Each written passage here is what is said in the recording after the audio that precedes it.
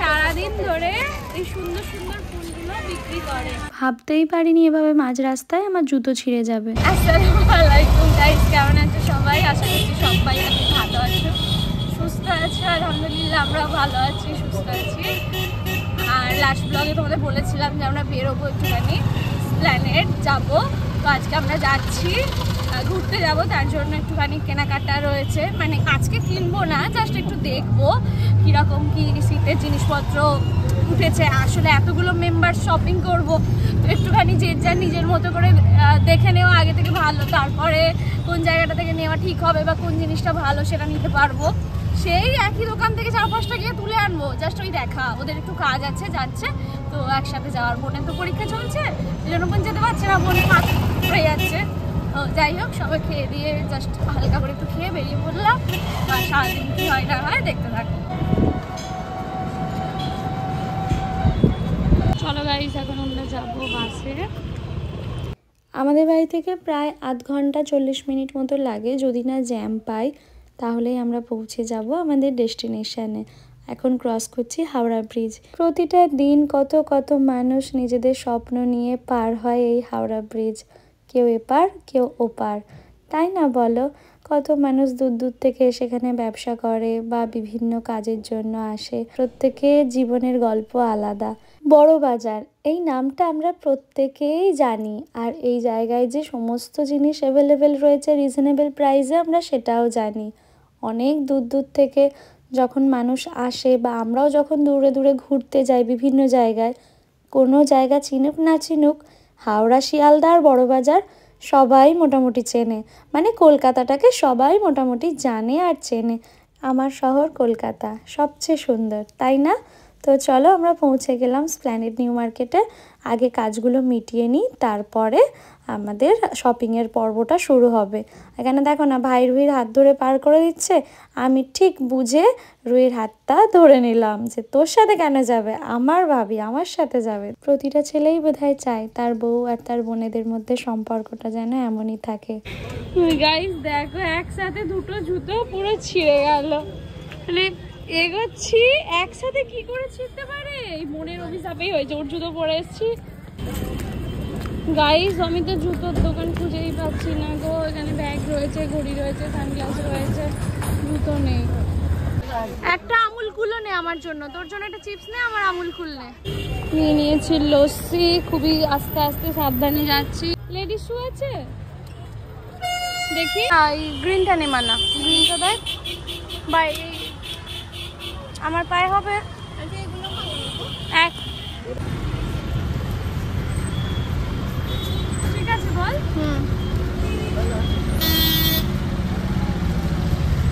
ওটা আবার কিসে নেবে? ওটা একটা চিকেন নিয়ে নাও। ঠিক দিয়ে দেবে।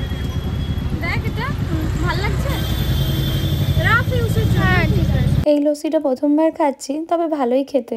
বল, আমি প্রথমবার এসেছি, মিথ্যে কথা ঢপ, অনেকবারই এসেছি। এই তো হাঁটলি, এতক্ষণ তো দাঁড়িয়েছিলি। গাইস, এসেছি তো স্প্ল্যানেডে, আর আমাদের এইদিকে অনেক ভালোবাসার লোক আছে। সবাই অলমোস্ট বলে ব্লগ দেখি বা ওদের রিলস দেখে, খুবই ভালো লাগে যে সবাই এতটা ভালোবাসা দেয়। অনেক বেশি মোটিভেটেড হয়ে যায় আরো।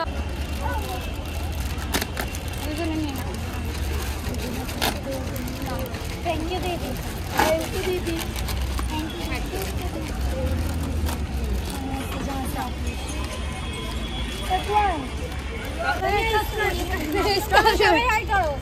হ্যালো।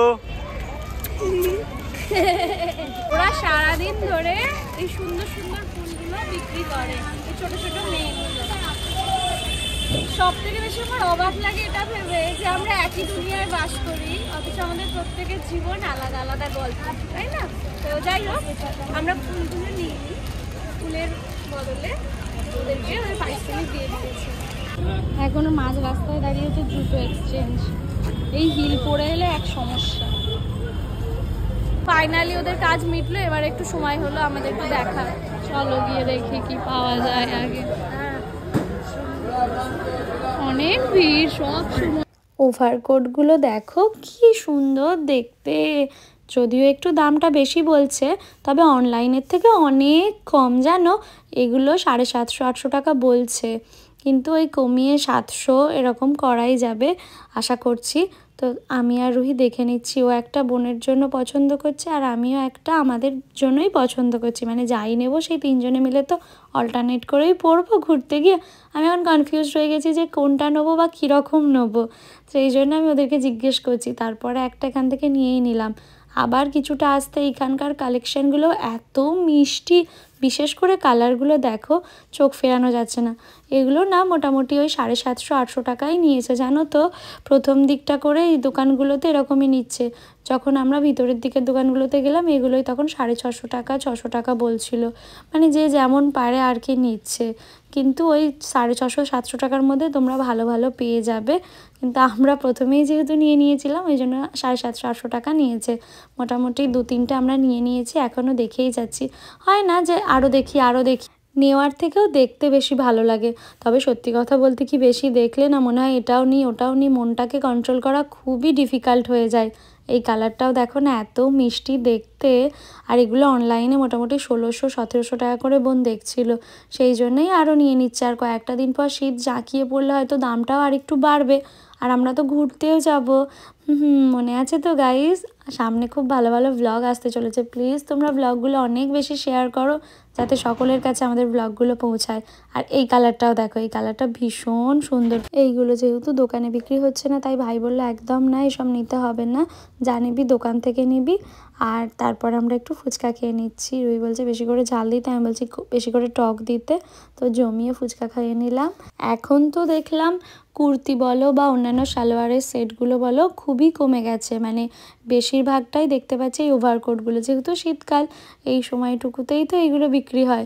যদিও আমাদের এখানে এতটাও বেশি ঠান্ডা পড়ে না যে অনেক অনেক নিতে হবে, তবু যেহেতু ঘুরতে যাব তাই মনে হচ্ছে এটা নিই ওটা নিই। এবার একটু খাওয়া দাওয়ার পালা। ভাই নিয়েছে ইডলি, আমার ইডলি ধোসা এই ধরনের খাবারগুলো অতটাও ভালো লাগে না, আমি একটু ভাত পরোটা বিরিয়ানি এসবেই খুশি জানো তো। তো আমাদের জন্য আনতে গেছে ভাই আর রুই হচ্ছে রোল। ততক্ষণ আমি ওয়েট করছি, এই যে নিয়ে চলে এসছে রোল। চিকেন রোলটা খেতে আমার খুব ভালো লাগে, এগ রোলটা একদমই ভালো লাগে না। বোন আবার এগ রোল খায়, আমার আবার এগ রোলটা ভালো লাগে না। আমার আর রুহি দুজনেরই চিকেন রোলটাই বেশি প্রিয়। ও খেতে চাইছিল না, আমি ওকে বললাম কেন তুইও খা। তো চলো এবার একটুখানি মজা করে নিচ্ছি।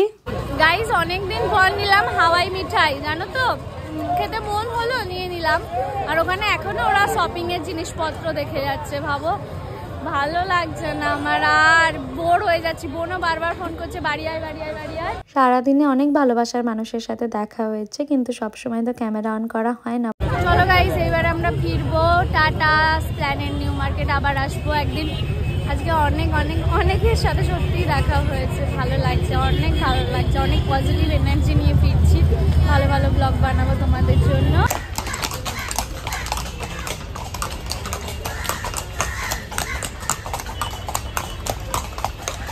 সব শেষে আমার একটু কোল্ড ড্রিঙ্কস চাই বাবা, যাই বলো না কেন, এটা ছাড়া আমার ঠিক সারাদিনটা কমপ্লিট হয় না। যেদিন বাইরে বেরোবো বা অনেকটা জার্নির ব্যাপার থাকবে আমার একটুখানি কোল্ড ড্রিঙ্কস চাই। আর এখানে আমাদের ম্যাডাম এসব চটপটি তারপরে ঝুড়ি ভাজা বলো বা এই ঘটি গরম বলো খেতে তো খুবই ভালোবাসে, তো নিয়ে নিল ঘটি গরম। চলো গাইস এবারে ফেরা যাক বাড়ি।